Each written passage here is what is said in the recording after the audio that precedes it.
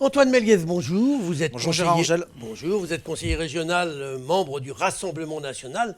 Les sondages vous promettent un joli score pour les européennes. Pourtant, dans le même temps, on n'a pas l'impression que les élus, et l'élu que vous êtes, les élus lepénistes, se mobilisent beaucoup pour faire campagne sur le terrain. Pourquoi cette discrétion ? Je ne sais pas, monsieur Angèle. Vous savez, la campagne se passe aussi en dehors de Lyon. Et moi, par exemple, j'étais à un meeting à Voiron la semaine dernière avec Nicolas Bay et Marie Dauchy, qui est ma collègue conseillère régionale. Vous savez que Voiron n'est pas dans le département du Rhône. Je suis d'accord, mais vous savez que les élections européennes, c'est une campagne nationale et que justement, Voiron n'est pas non plus très éloigné de la ville de Lyon.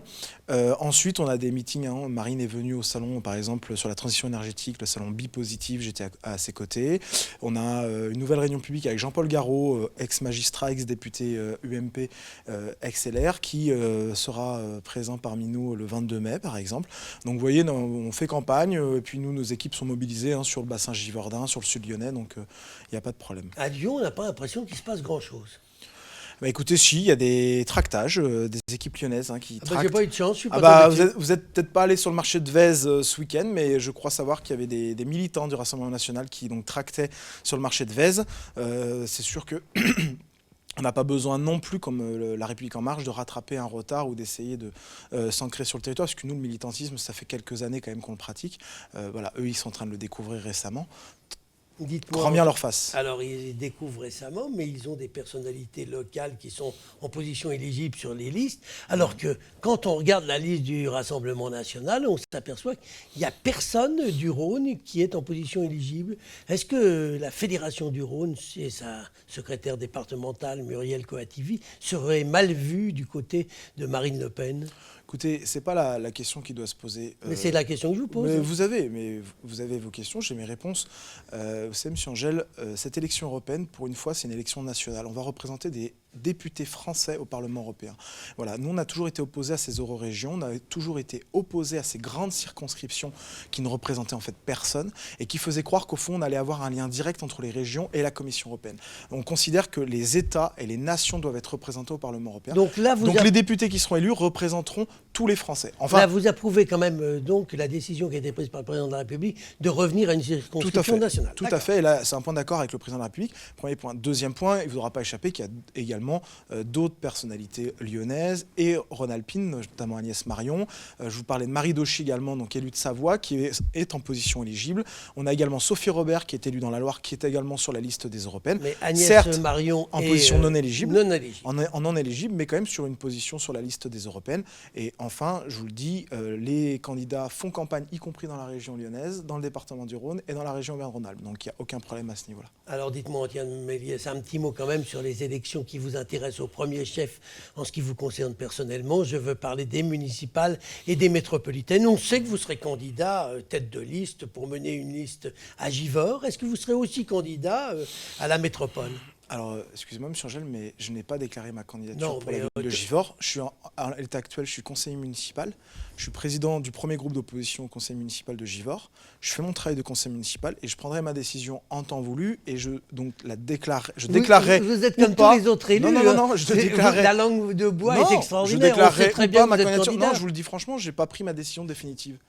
Je n'ai pas pris ma décision définitive concernant ma candidature à la ville de Givors. Donc, il y a un temps pour les élections européennes, il y aura un temps pour les élections municipales et il y a un temps pour les élections ensuite métropolitaines. Ensuite, il ne vous aura pas échappé aussi qu'il y a des investitures par nos mouvements respectifs et que je suis aussi respectueux, loyal et discipliné à l'égard de mon mouvement politique. Enfin, si le Rassemblement national décide d'avoir un candidat sur Givors, il est évident que ce sera vous, il n'y a personne d'autre. Oui, il y a de fortes chances. Mais par exemple, on peut parler également des élections métropolitaines où là, tout ça va se décider dans les mois à venir. C'était pour ça que je vous posais la question aussi sur les élections métropolitaines. Est-ce que vous pourriez, si vous êtes candidat à la mairie et à la métropole, lâcher votre mandat de conseiller régional ? Mais de toute façon, on sera obligé de faire un choix entre le mandat de maire, le mandat de conseiller régional et le mandat de conseiller métropolitain. Donc, dans tous les cas, il y aura un choix qui devra être fait. Mais le choix, il est imposé par la loi. Vous savez qu'on doit lâcher le plus ancien. Donc, dans votre cas, ça serait le conseil régional si vous êtes élu aux deux autres. Mais justement, le choix doit être fait dans tous les cas. Maintenant, mon objectif, c'est clairement, si demain je me présente à la candidature, dans le prolongement, d'être élu à la métropole de Lyon, parce que vous n'aura pas échappé que cette nouvelle loi, la MAPTAM, qui a créé ce nouveau mode de scrutin, pose un véritable problème pour la représentation des communes et la représentation des territoires périurbains au sein de la métropole de Lyon. Antoine Méliès, je l'ai dit à l'instant, vous êtes conseiller régional, vous êtes un opposant à Laurent Wauquiez. Or, un récent sondage a montré qu'une majorité d'électeurs de la région approuvent l'action de Laurent Wauquiez et que s'il y avait des élections demain, il serait réélu.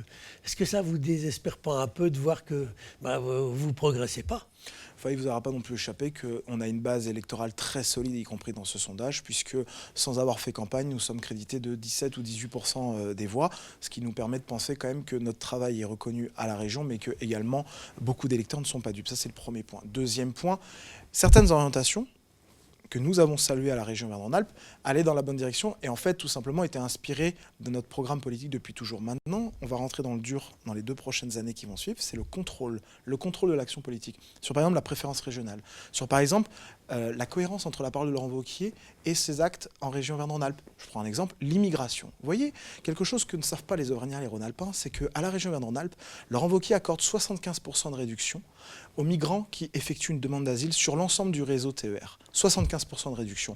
Or, pour l'année 2018, il y a eu 8500 demandes d'asile qui ont été effectuées dans la région. Ça voudrait dire qu'il y aurait 8500 personnes qui pourraient bénéficier de 75% de réduction sur l'ensemble du réseau TER, alors que le président de la région Auvergne-Rhône-Alpes a refusé d'accorder cette réduction, voire la gratuité, aux douaniers, par exemple, qui seraient fort utiles, notamment dans les transports en commun et les TER, parce que tout simplement, ils sont formés et ils sont assermentés pour intervenir en cas d'agression. Mais il a accordé la gratuité à tous les représentants des forces de l'ordre et aux pompiers, si mes informations sont exactes. Il a accordé aux policiers et il a accordé aux pompiers, mais il a refusé d'accorder aux douaniers. Et dans le même temps, il accorde aux migrants qui effectuent une demande d'asile. Vous voyez, comme quoi, encore une contradiction de Laurent Wauquiez. Je pense que vous en expliquerez au Conseil régional dans les semaines qui viennent. Antoine Méliès, je vous remercie. Merci à vous.